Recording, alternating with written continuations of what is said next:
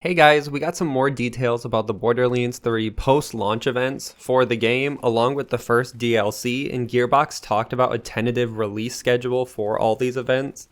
Before I get into that though, I was supposed to stream on Twitch yesterday, but my internet went out. I'm still planning on streaming eventually, so follow me on Twitch at Hayder Hype. I'll reschedule at some point, and let's get right into it. Now, this information comes out of the Borderlands 3 launch party livestream. I usually like to talk about it, then add clips directly from the event itself, but for some reason Gearbox has privated the live streams everywhere it was posted, and now it's no longer on YouTube or Twitch. I'm not sure why, if it has something to do with The Heavy, who was the band that did the Borderlands 3 intro music and a lot of their other music performing songs, so there were copyright claims. So I'm not sure if they could still edit them out and then post the interviews, because they gave us a lot of really great information. Also, I guess if anyone from Gearbox is watching, feel free to send over the interviews, or at least maybe push up the chain to post them again. But today's video, I'm going to talk about what we learned about the post-launch content. Obviously, this is all paraphrased because we don't have exact clips, but I have general ideas of what was said and what was important.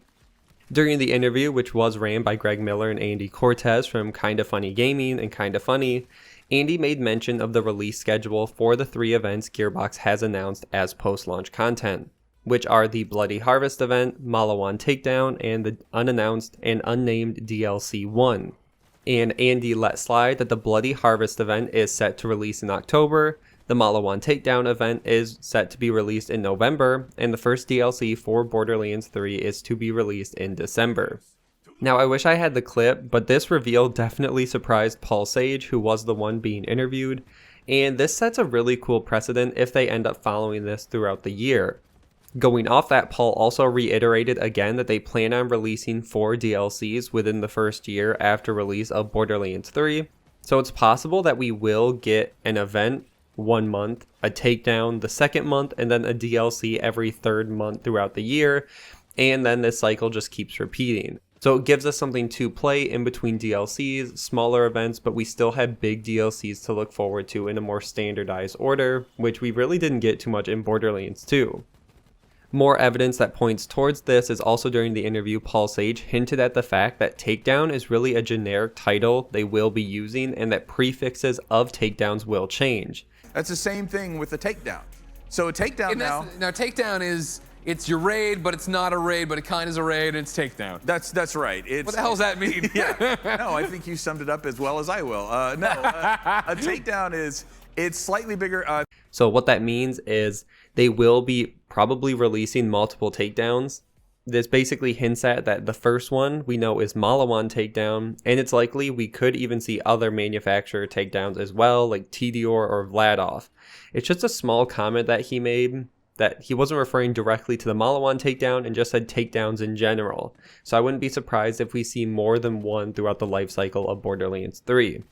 Paul Sage also spoke out about the Bloody Harvest event and said these events will not always be tied to holidays, and that this time they have a lot more freedom to drop content as they want and to just drop content whenever.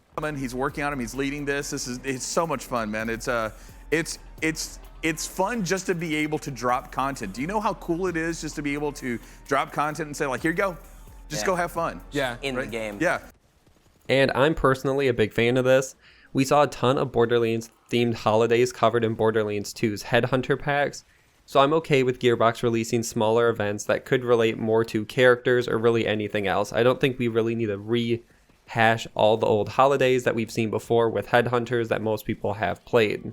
Take down the new boss, earn powerful rewards, and then DLC 1, which is paid content, included with the season pass, however, new character. Yeah. So like, how does Bloody Harvest event, like what happens?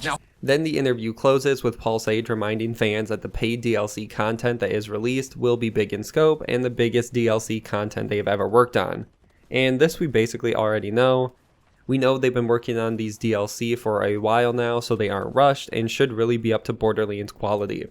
So in closing, we basically learned that we will get the Bloody Harvest in October, which is self-explanatory, Malawan Takedown in November, and the first DLC in December. I speculate that they'll probably reuse this cycle or some form of this structure so that every month we have something new to do, a new event or a new activity.